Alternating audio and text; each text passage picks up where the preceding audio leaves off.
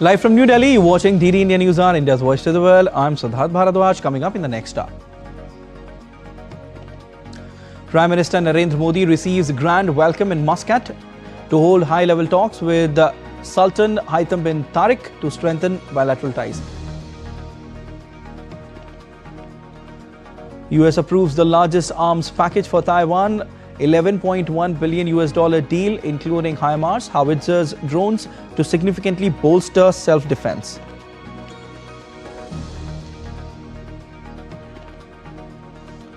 Zelenskyy pleads for more aid as Ukraine claims Russia wants to drag conflict into next year. US-Russia to hold talks on Ukraine in Miami this weekend.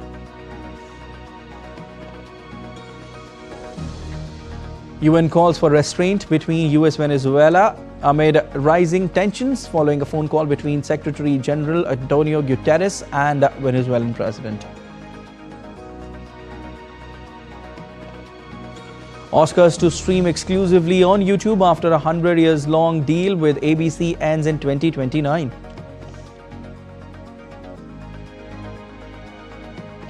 Dense fog disrupts normal life in several Indian states as weather conditions force cancellation of flights. Met Department issues dense fog, cold wave and snowfall warnings across the state.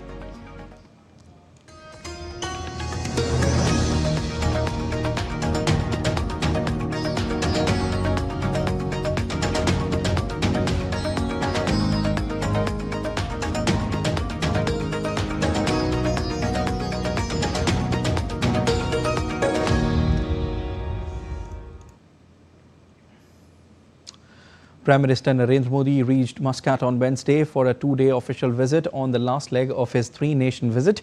The visit is of special significance as it marks the 70th anniversary of establishment of diplomatic relations between India and Oman. The leaders aim to bolster the strategic partnership in trade, investment, energy, defense and people-to-people ties.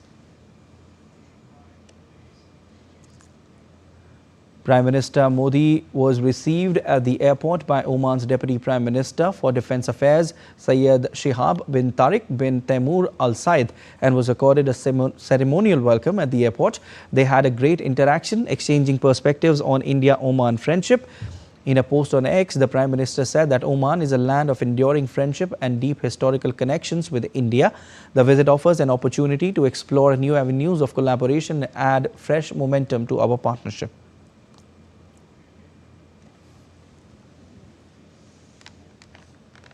On the last leg of his three-nation visit, Prime Minister Modi to attend business forum in Muscat today. He will interact with students and select community members. PM Modi will hold bilateral meeting with Sultan of Oman, Haitham bin Tariq. The Prime Minister's Oman visit will end with a private luncheon hosted by Oman's Sultan.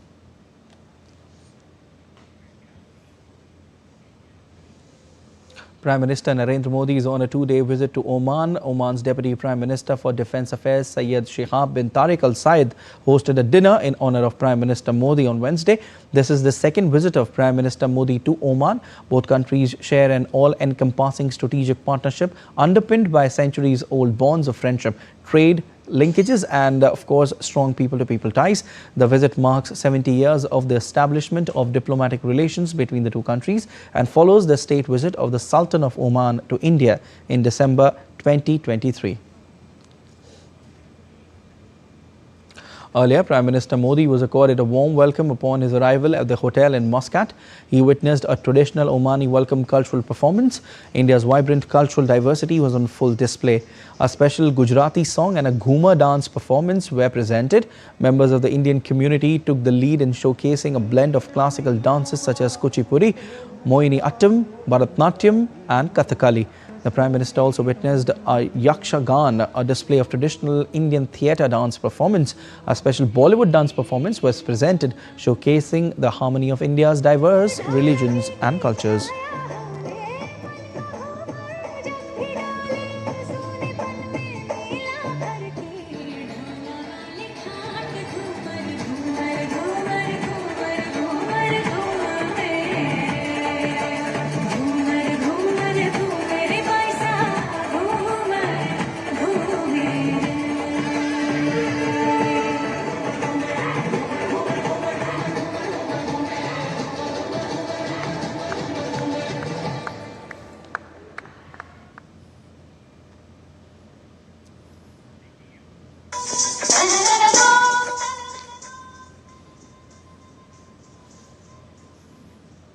It was indeed a brilliant dance performance by these little children. And children who danced at the Ghumar were excited at performing in front of the Prime Minister. We have here with us the children who performed Ghumar, folk dance from Rajasthan. Hello, how are you and how was it performing in front of the Prime Minister? What's your name? My name is Faiha and I was really happy to see him. The way he smiled while seeing our dance really motivated us, and he was really inspiring us. When we performed in front of Prime Minister, it was like a surreal moment. We felt so happy in performing in front of Prime Minister. And how did he appreciate your performance and what's your name? My name is Prisha, and yeah, it was amazing seeing him, and we were speechless how he greeted us and everything. It was really amazing, and the way he motivated us, it was amazing. I was speechless, and then I should especially thank the Indian Embassy for selecting our school, ISAM, to dance in front of him. You all came together and performed here in front of Prime Minister Modi. Were you scared or did you feel like you could, do your own thing? I was a bit scared, but then I felt happy while seeing him, and his motivation was amazing. And how have you been learning this particular folk dance, and did you feel that one day, did you kind of get a feeling that you would be performing in front of a person like Prime Minister Modi or a top world leader? No, we never thought we would dance before our Prime Minister, and we've been practicing from 2 weeks, and we were truly excited, and it was a wonderful moment for us. Never we accepted that we can get like this of an opportunity to play in front of him. We are really very happy for this. I was super excited but a little nervous too. But now I'm really happy and proud to dance in front of him.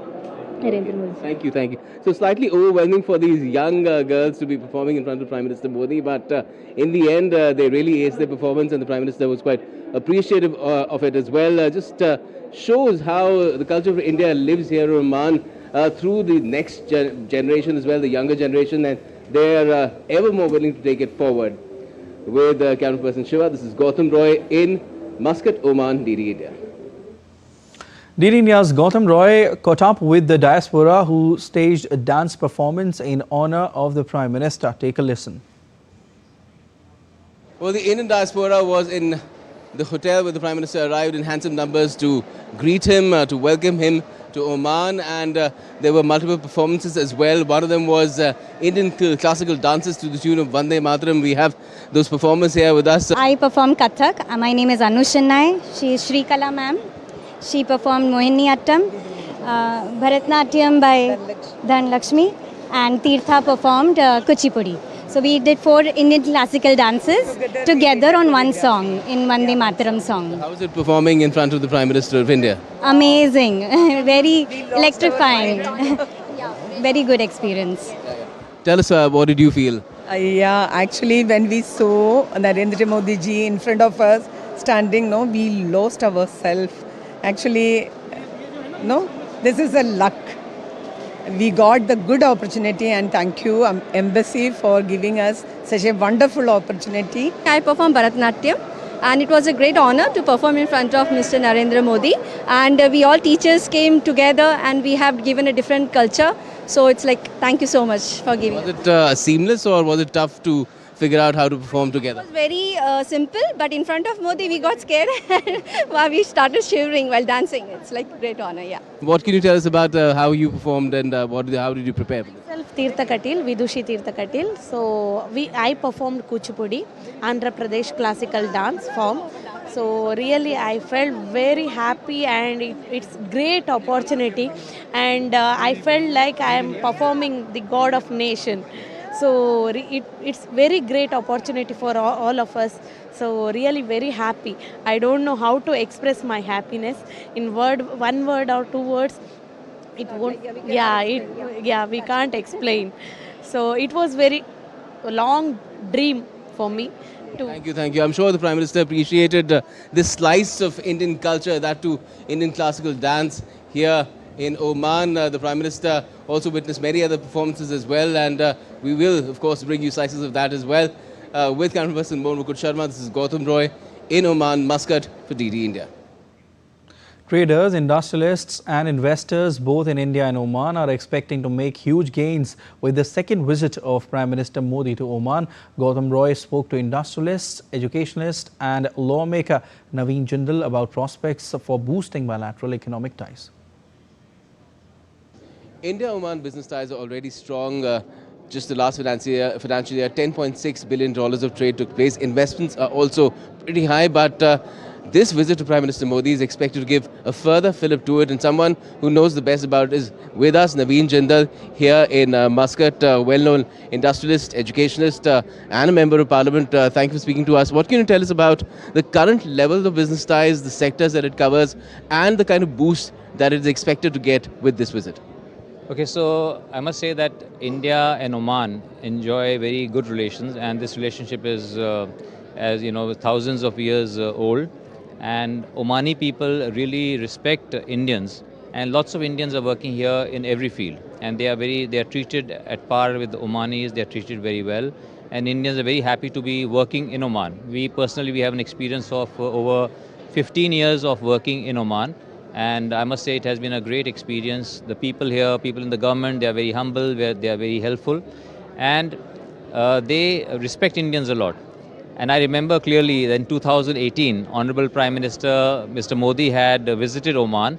That further strengthened the ties between India and Oman. And people, you know, there are a huge amount of Indians working in Oman. They were all thrilled to have Mr. Modi visit Oman. And now when Mr. Modi is again visiting Oman, Indians are really, really happy, Omanis are really happy, and Omanis look up to India, Omanis look up to leadership of Mr. Modi, because under his leadership, India has become the fourth largest economy in the world. India is growing at around 7% GDP growth rate, and so Oman also wishes to grow faster. Oman looks up to India. And now when Mr. Modi is coming to Oman, this would further strengthen the government-to-government ties, will further strengthen people-to-people ties, and the kind of agreements that we are talking about between India and Oman. This would our business together is around more than $10 billion. And I'm sure in the next few years it can easily go above 20 billion. Thank you for speaking to DD India. So that was Naveen Jindal talking about the kind of potential this relationship between India and Oman has, and the way it can be further boosted with the kind of pacts that are set to be inked as part of this visit of Prime Minister Narendra Modi to the Sultanate of Oman. With camera person Mohan Mukut Sharma, Gautam Roy, Oman, Muscat, DD India. India and Saudi Arabia signed key agreement to boost official travels and bilateral exchanges on Wednesday. Indian Ambassador to Saudi Arabia, Suhail Ajaz Khan, and Abdul Majid bin Rashid Al Smari, Deputy Minister for Protocol Affairs of the Ministry of Foreign Affairs of Saudi Arabia, signed the bilateral visa waiver agreement. The move aims to facilitate the movement under the India-Saudi Arabia Strategic Partnership Council.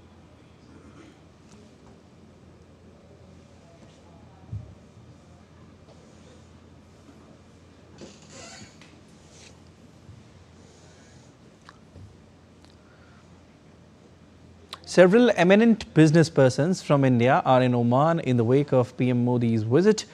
DD India has spoken with Yashoda Hospital's MD Upasna Arora, who said health and medical services and other exports related to pharma and health devices have a tremendous scope to grow in Oman with the SEPA.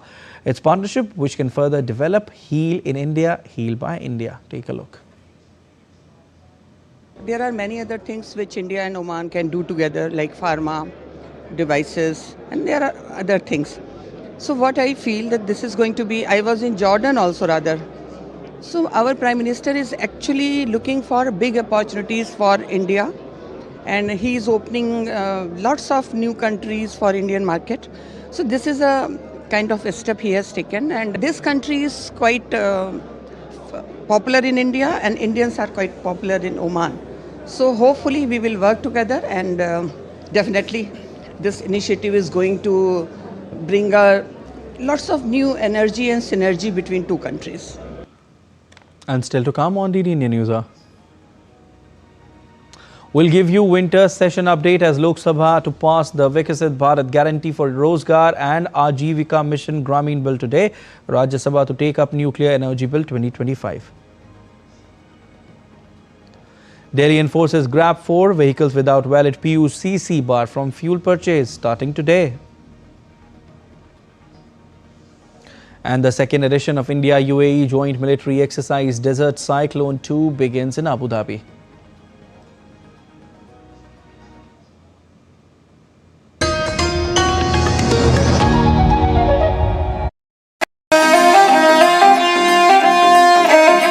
Always welcoming. The vibe of Punjab is larger than life.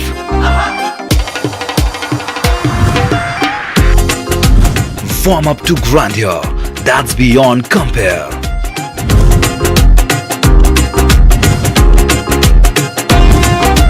And history that's dotted with tales of bravery. Smiling soul of India, where music, art, cuisine and culture comes together to create an unforgettable impression. Punjab is all set to win your hearts with its unique and colorful extravaganza.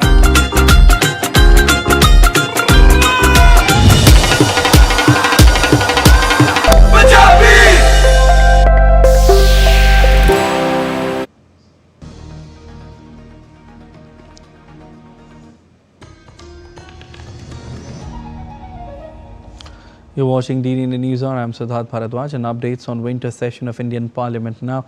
Apart from other legislative business, the lower house of the Parliament will take the Vikasit Bharat Guarantee for Rozgar and Ajivika Mission Gramin Bill for further consideration and passing on Thursday.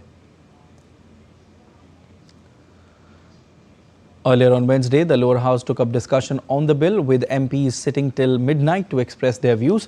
Union Agriculture Minister Shivraj Singh Chauhan, who had earlier introduced it, moved it for consideration and passing.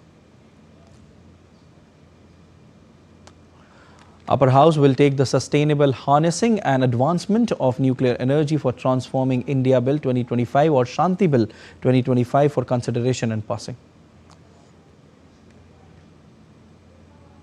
The bill aimed at promoting the safe and regulated use of nuclear energy was passed by the lower house on Wednesday.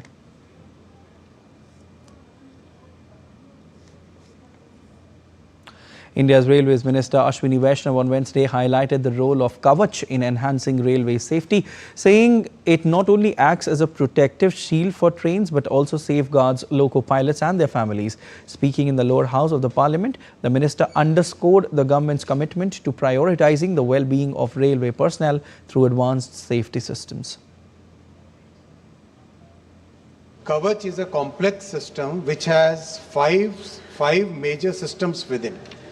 Optical fiber cable has to be laid all along the tracks. That is the first part. Second is telecom towers have to be laid at every 5 to 6 kilometers or sometimes 5 to 7 kilometers depending upon the radio frequency availability. That is the second system. Third is at every station a small data center, edge data center has to be installed. Fourth is track side equipment has to be installed. Fifth is all the locomotives have to be equipped with Kavach. That is the way the complex Kavach system has to be implemented. Weather updates from parts of India now. Dense fog across many parts of India is disrupting daily life and economic activity. Poor visibility has led to delays and cancellations of flights and trains, slower road traffic, especially in the northern states across the nation. In Uttar Pradesh, schools up to class 8 to remain shut for 3 days as dense fog blankets Bareilly. The meteorological department has issued an orange alert for dense fog for next 3 days. Indigo advisory on X said due to dense fog in Chandigarh, visibility has reduced drastically, impacting flight operations. As a precaution, some flights have been cancelled through the day to prioritize safety and help minimize extended waiting at the airport. Air India also cautioned passengers about potential disruptions to flight operations over the next few days due to dense fog, particularly at its primary hub in Delhi. From today onwards, vehicles without a valid pollution under control certificate will be barred from purchasing fuel in Delhi as part of GRAP 4 measures.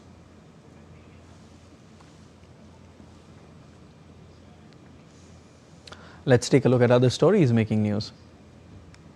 From today onwards, vehicles without a valid pollution under control certificate will be barred from purchasing fuel in Delhi as part of GRAP 4 measures to tackle severe air pollution. Enforcement will be carried out at fuel stations using camera-based systems alongside expanded pollution monitoring and a review of vehicular emissions across the region, with 126 checkpoints identified and over 537 police personnel deployed at fuel pumps across the national capital.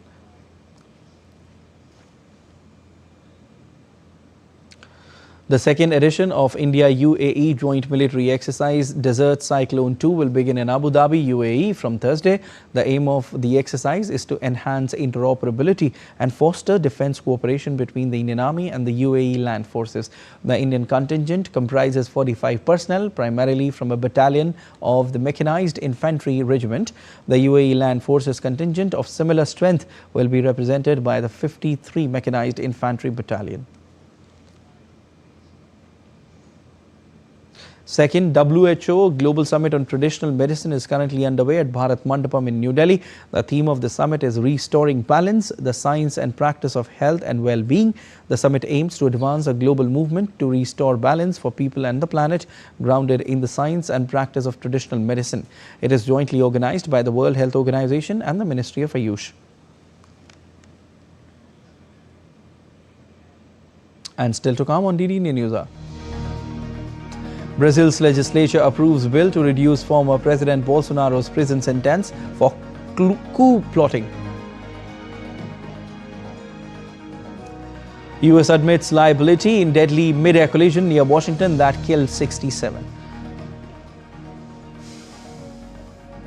Sydney mourns rabbis killed in Bondi Hanukkah shooting. Premier calls for toughened gun laws.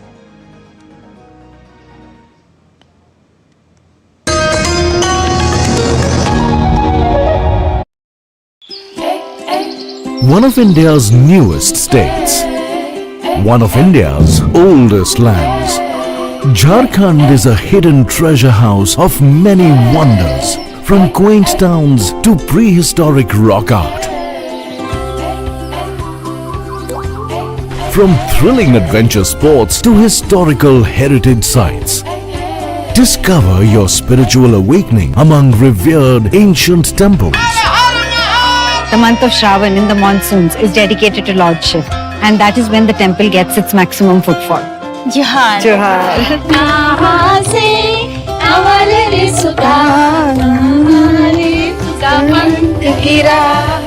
Feed your body and soul with Jharkhand's incredible spread of cuisines. बहुत tasty लगा. Come and explore Jharkhand for an experience like never before.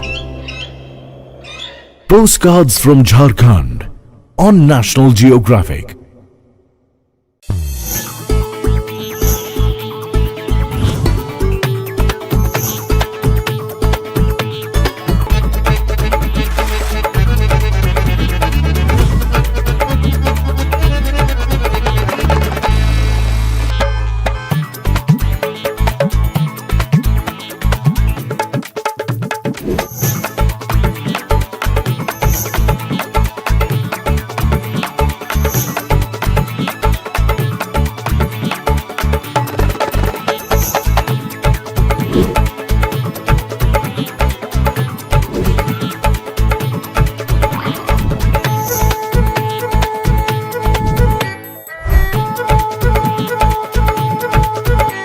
Welcome to Jaipur.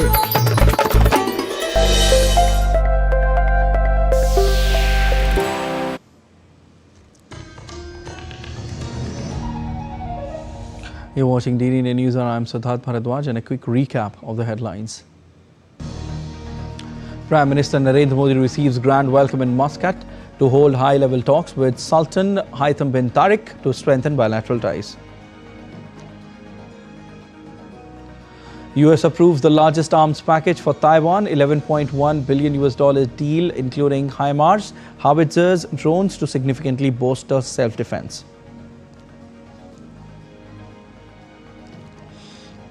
Zelenskyy pleads for more aid as Ukraine claims Russia wants to drag conflict into next year. US-Russia to hold talks on Ukraine in Miami this weekend. UN calls for restraint between US-Venezuela amid rising tensions following a phone call between Secretary General Antonio Guterres and Venezuelan President. Oscars to stream exclusively on YouTube after a 100 years long deal with ABC ends in 2029.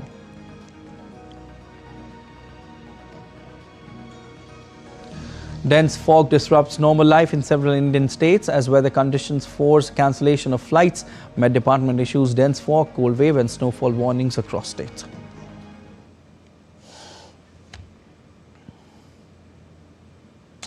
The US military said on Wednesday that it carried out a lethal strike on another vessel in the Eastern Pacific, killing 4 people.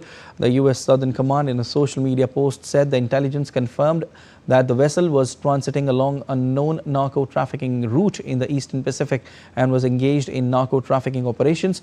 It further said that 4 narco-terrorists were killed in the strike.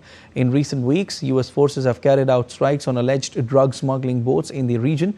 Last week, American forces also seized a large oil tanker off Venezuela's coast, claiming it was transporting black market oil in violation of US sanctions. Washington later announced fresh sanctions on additional vessels tied to the trade. United Nations Secretary General Antonio Guterres called for restraint and the immediate de-escalation of tensions between the United States and Venezuela. Guterres on Thursday received a phone call from Venezuelan President Nicolas Maduro, wherein the former called for restraint.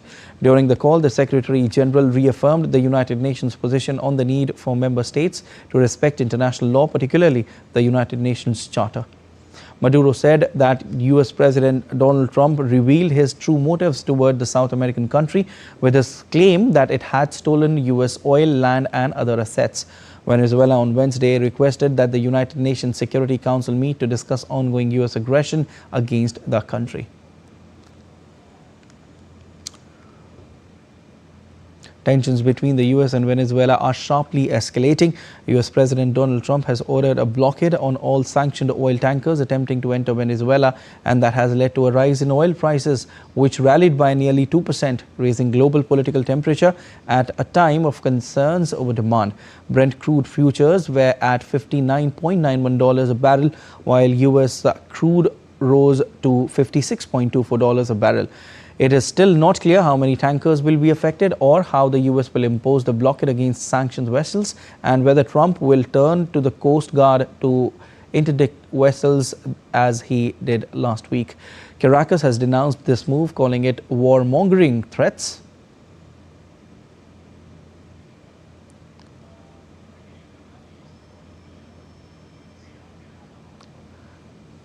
Watch this report by DD India's Aarti Rana.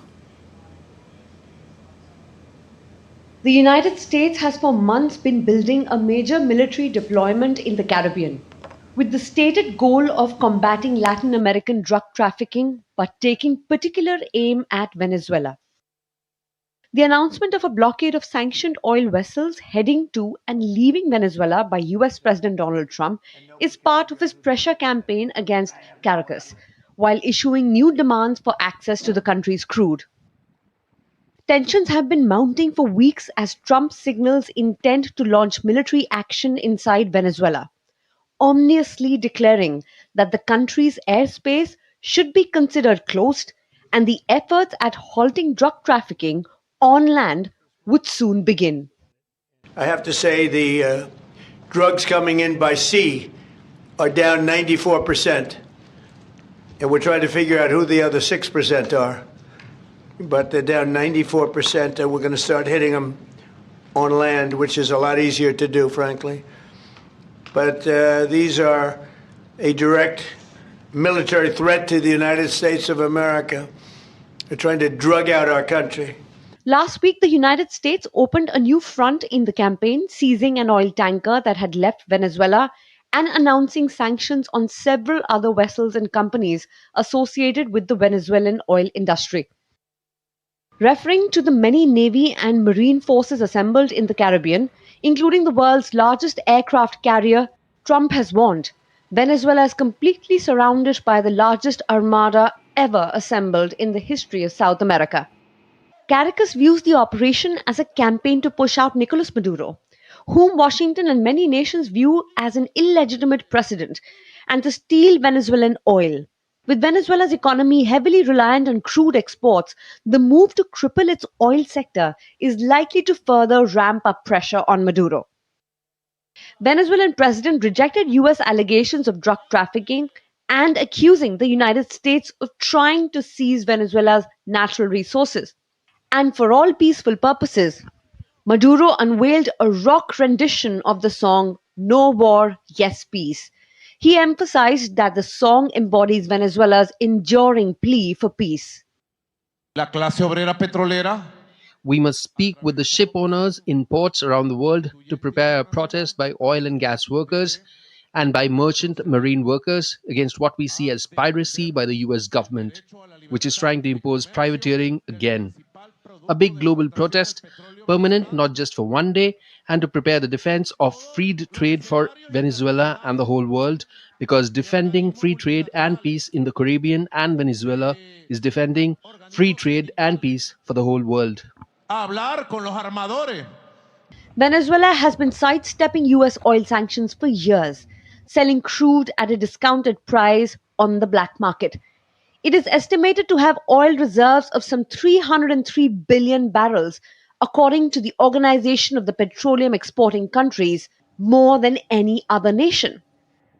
As Washington tightens the noose on Venezuela's oil lifeline, the standoff risks tipping from economic warfare into open confrontation, raising fears of wider instability in a region already on edge.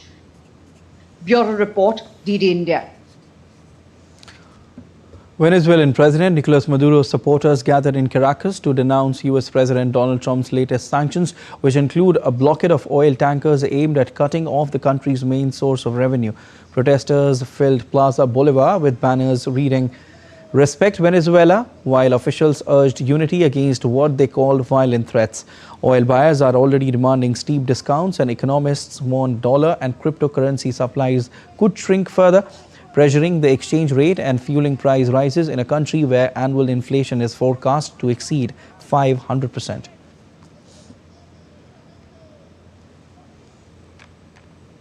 The United States on Wednesday approved $11.1 billion in arms sales to Taiwan. This is the largest ever US weapons package for the island. The proposed arms sale covers 8 items, including HIMARS rocket systems, howitzers, Javelin anti-tank missiles, Altius loitering munition drones, and parts of other equipment. The announcement comes as Beijing ramps up its military and diplomatic pressure against Taiwan, whose government rejects Beijing's sovereignty claims. In a series of separate statements announcing details of the weapon deal, the Pentagon said the arms sales serve US national, economic and security interests by supporting Taiwan's continuing efforts to modernize its armed forces and to maintain a credible defensive capability.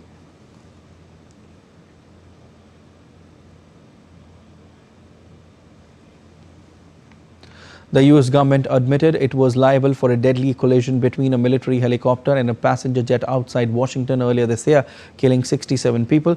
The 209-page filing by the US Department of Justice was part of a civil lawsuit by one of the passengers killed on the jet against the US government and the commercial airlines operating the plane. The document begins, and I quote, "The United States admits that it owed a duty of care to plaintiffs, which it breached, thereby approximately causing the tragic accident. The crash occurred on January 29 when the American Eagle airline from Wichita, Kansas, was approaching the landing strip at Ronald Reagan National Airport. The disaster marked the deadliest crash of the US commercial flight in decades and prompted tighter air safety protocols at the Reagan Airport. The court filing also cited improper actions by an air traffic controller at the airport, saying they did not comply with the federal regulations.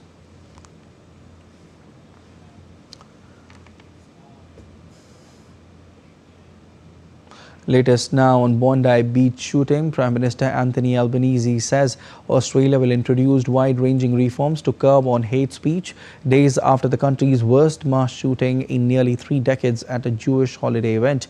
Albanese said the government will seek to introduce legislation that makes it easier to charge people from promoting hate speech and violence, as well as increased penalties, and develop a regime for targeting organizations whose leaders engage in hate speech.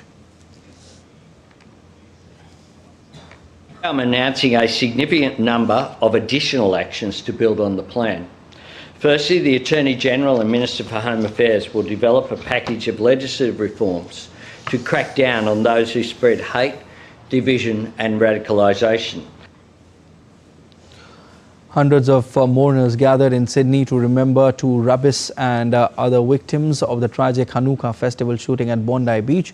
They were remembered as kind and curious individuals who will be deeply missed by their families, friends and the local community. Rabbi Eli Schlanger's funeral drew an overflowing crowd at the Bondi Synagogue, while Rabbi Yaakov Leviton was laid to rest later in the day in Macquarie Park in Sydney's northwest. Funeral of 10-year-old Matilda Britwan also took place, highlighting the scale of the tragedy. 15 people were killed in the Hanukkah festival shooting spree in Sydney's Bondi Beach on Sunday in an attack allegedly carried out by a father and a son, which was one of Australia's worst mass shootings.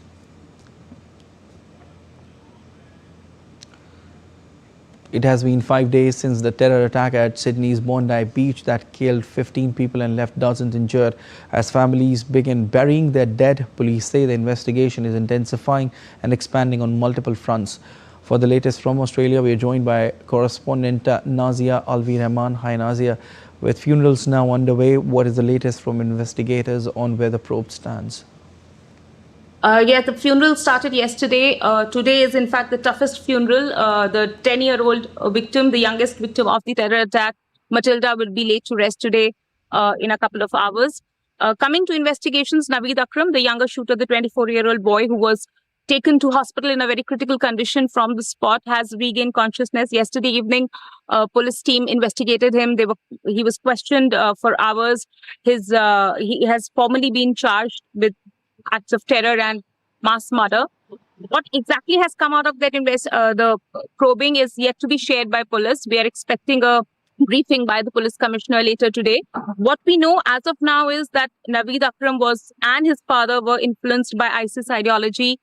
Naveed was picked up in 2019 by intelligence agencies on similar suspicions, but then later he was allowed to go because they did not find much against him.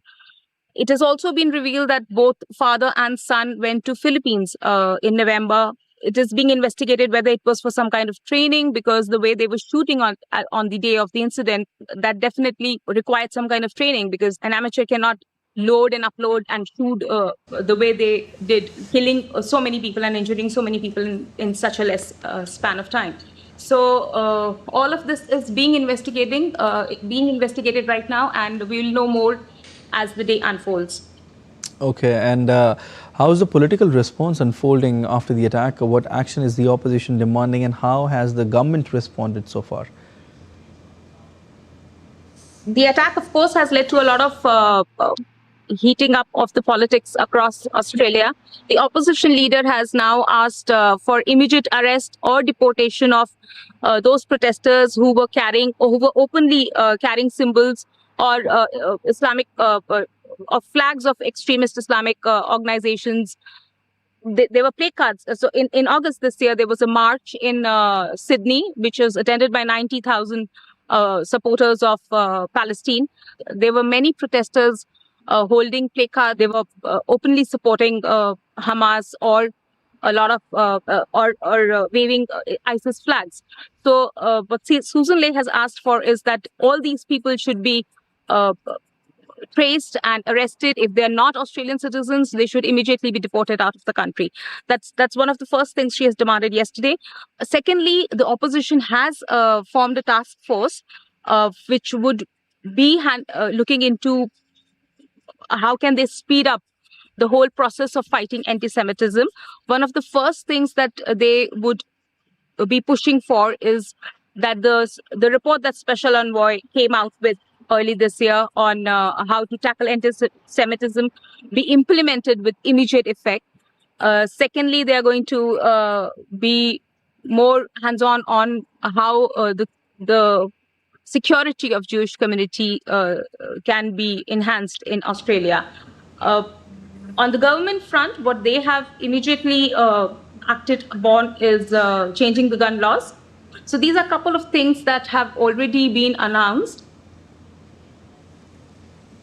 All right, really, thank you so much. And the gunman who killed 2 Brown University students remained at large on Wednesday with no indication that authorities have grown closer to identifying the suspect. The lack of any identification has left residents in the area on edge, with some staying behind locked doors and keeping their children at home. Rhode Island Attorney General said authorities are doing everything possible to resolve the situation, vowing that the gunman will be apprehended and urging the shooter to turn himself in. Certainly, it would behoove everyone, including the shooter, to provide information to law enforcement and to the shooter to turn himself in. He will be caught, and it's just a matter of time before we catch him. And I believe that based on my experience, but also from watching the people in that command post and getting reports from where they're coming back out in the field. They know what they're doing, they're experienced, they're working hard. There's no lack of resources. Everyone's working really well together, and we're going to crack this case. And when we crack it, it's going to come open really quickly. Ukraine's President Volodymyr Zelenskyy called on allies on Wednesday to secure support for Kyiv and show Russia that continuing the conflict is pointless. Speaking in a video address released ahead of a crucial European Union summit on Moscow's frozen assets, Zelenskyy said the meetings should deliver an outcome for Europe that makes Russia see continuing the war next year as pointless. Security solutions are needed. Financial solutions are needed, including Russian assets.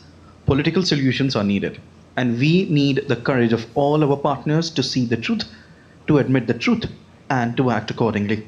The outcome of these meetings, the outcome for Europe, must be such that Russia feels that its desire to continue fighting next year will be pointless because Ukraine will have support. This depends 100% on Europe. Leaders of the European Union will meet in Brussels on Thursday to further discuss the use of frozen Russian assets to finance Ukraine. Zelenskyy will also attend the European Union's Council on Thursday in Brussels in person. Earlier on Wednesday, Russian President Vladimir Putin said Moscow would take more land in Ukraine by force if Kyiv and European politicians did not engage over US proposals for a peace settlement.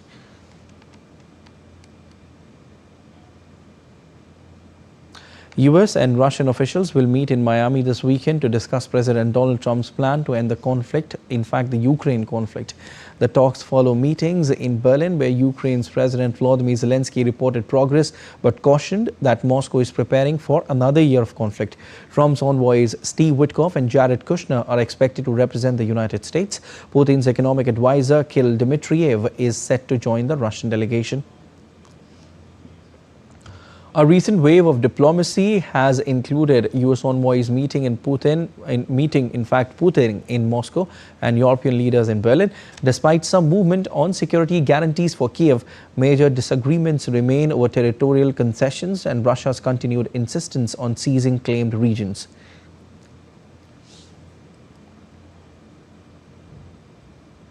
Brazil's Senate approved a bill on Wednesday to shorten the 27-year prison sentence of former President Jair Bolsonaro, although it is likely to face resistance from the Supreme Court and President Luiz Inácio Lula da Silva. The bill was approved by the lower house last week and now goes to Lula, who has not said whether he will sign it into law or veto it. It could cut the former president's prison term to just over 2 years.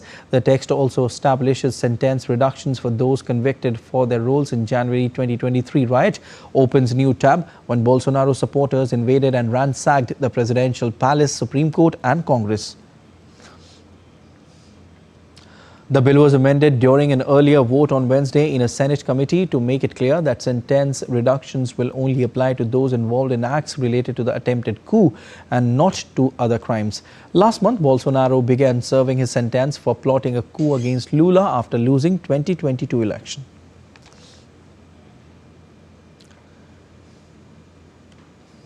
Amnesty International has called on Bangladesh's interim government, led by Chief Advisor Professor Muhammad Yunus, to create space for freedom of expression and immediately release journalist Anis Alamgir. Bangladeshi journalist Alamgir was arrested on 15th of December under the Anti-Terrorism Act. He was accused of supporting the Awami League through media platforms. Amnesty International called for his immediate release, urging the interim government to uphold international human rights obligations. Meanwhile, the Committee to Protect Journalists highlighted politically motivated cases against 4 other journalists, raising concerns over shrinking media freedoms in Bangladesh.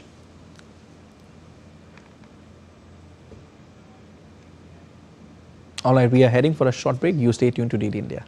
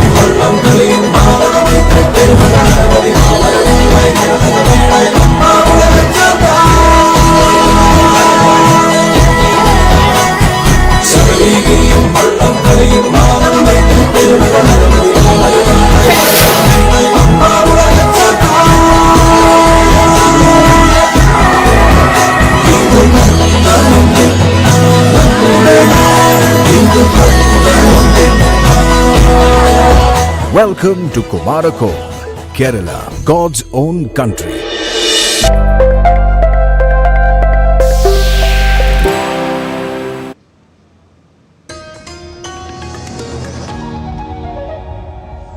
You're watching DD India News, and I'm Siddharth Bharadwaj, and time now for some sports news.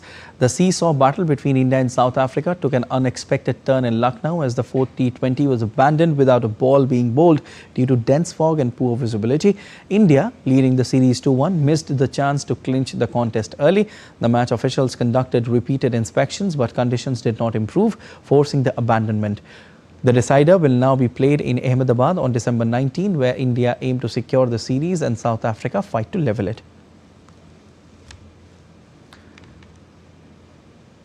India's mixed team, which won the Squash World Cup title, was honoured on Wednesday by Sports Minister Mansukh Mandavia. The minister said that the historic victory will strengthen the sports foundation in the country and inspire young athletes to see their future in squash. Led by Joshna Chinnappa, the Indian team defeated Hong Kong in the final held in Chennai to claim the title for the first time. India's previous best performance came in 2023 when the team secured a bronze medal.